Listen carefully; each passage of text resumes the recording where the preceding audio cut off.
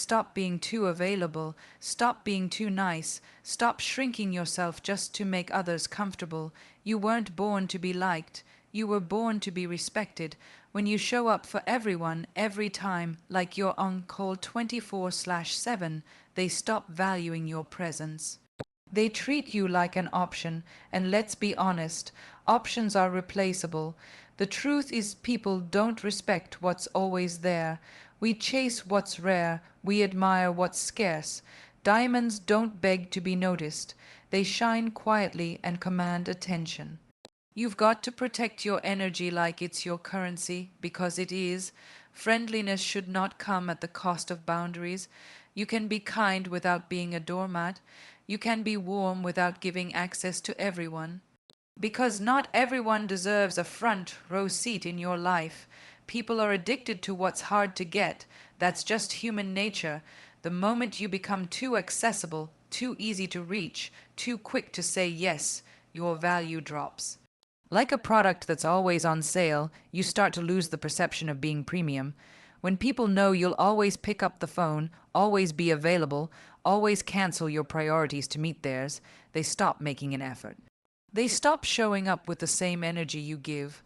Why? Because they assume you'll always be there. You become the backup plan, not the priority. And in their mind, if you're always around, you must not be doing much else. That's how assumptions about your worth begin. That's how people slowly stop respecting your time. The truth is, people crave what they can't have easily. What's limited becomes valuable. Think about luxury brands. They're not everywhere. They're exclusive.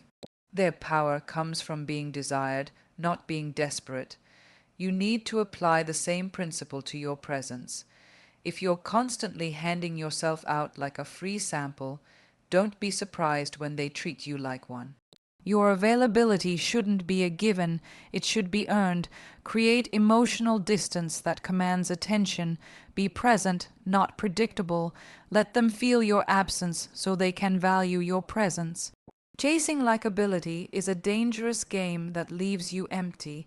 When your priority becomes being liked by everyone, you start molding yourself into what they want, not who you truly are. You laugh at jokes that don't amuse you, agree with opinions that contradict your values, and say yes when your soul is screaming no. And the irony, the more you try to be liked, the less respected you become. People sense when you're trying too hard. They sense desperation behind that constant smile, and instead of admiration, it breeds entitlement.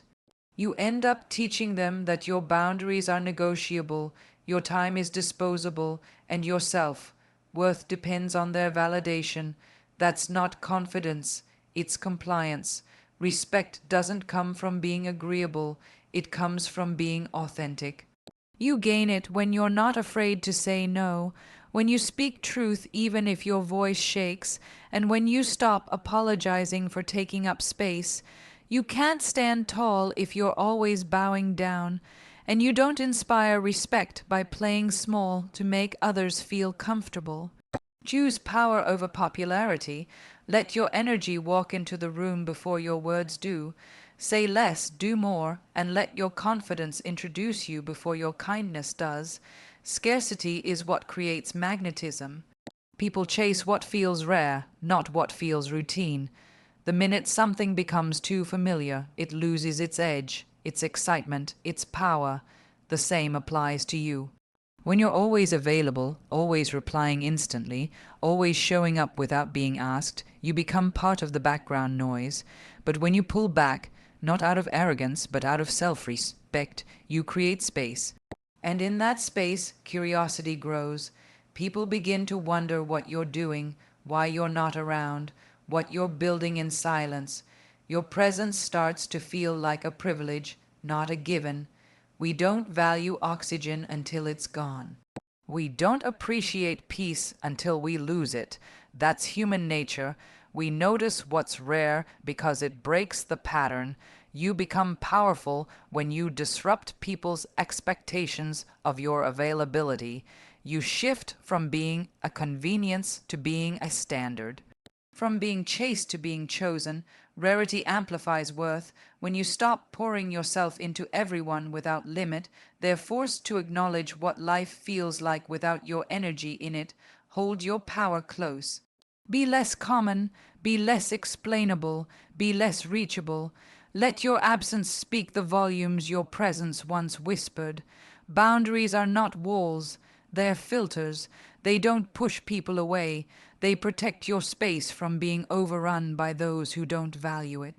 Every time you allow someone to overstep, every time you stay silent when your energy is being drained, you're sending a loud message: this is okay. And once people learn that your time, your kindness, your loyalty comes with no limits, they begin to assume it's endless. But it's not. The truth is, your peace has a price. Your mental space isn't a playground. Your soul isn't for rent. Boundaries are how you communicate your self-worth without ever raising your voice. You don't need to fight for respect. You teach it through consistency. You teach it by walking away from chaos. You teach it by saying no without guilt and yes without hesitation when it aligns with your peace. People don't listen to what you say, they watch what you allow, and when they see you protecting your standards, they start adjusting their behavior or removing themselves. Either way, you win. The most powerful move is to stop explaining your worth and start enforcing it.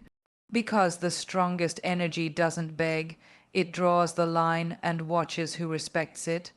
Being nice is not a weakness, it's a choice. But when that kindness is misunderstood, misused, or mistaken for submission, it becomes a weapon others use against you.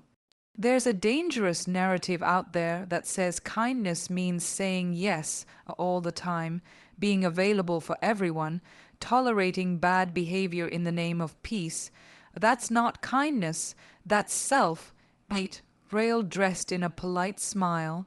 Real kindness has boundaries. It says, I care about you, but I won't let you walk over me. It says, I'll help you, but not at the cost of my sanity. Assertiveness is not the opposite of kindness. It's the shield that protects it. The problem is, when you're too nice without limits, people stop hearing your voice. They only hear their own expectations echoing through your silence. They assume you don't mind. They assume you'll always say yes. And that's where the disrespect begins. You don't owe anyone your compliance in the name of compassion. You can speak up and still be kind. You can walk away and still have a good heart. You don't have to shrink just to keep the peace. Stop performing politeness at the cost of your power. Stand in your truth even if it makes people uncomfortable. Your presence is a privilege, not a guarantee. The moment you start treating yourself like a limited edition, others will too. When people believe they have full access to you at all times, they stop appreciating the energy you bring. They stop listening with intention, they stop showing up with effort, and they begin to expect you to show up just because you always have. That's when your value gets diluted. You teach people how to treat you by how you treat yourself. If you show up to every call, every crisis, every conversation, even when your spirit is drained, they'll never consider that your energy has limits. But when you start protecting your space, when you step back from spaces that never pour back into you, you shift the dynamic. You remind them that not everyone gets a front row seat in your life. You stop being predictable and start becoming intentional. You don't need to be loud about your boundaries. Your distance will speak for itself. Let people earn your time, not assume it. Let them feel the difference between your presence and your absence. The most valuable things in life are never handed out freely. They are experienced, appreciated, and remembered because they are rare.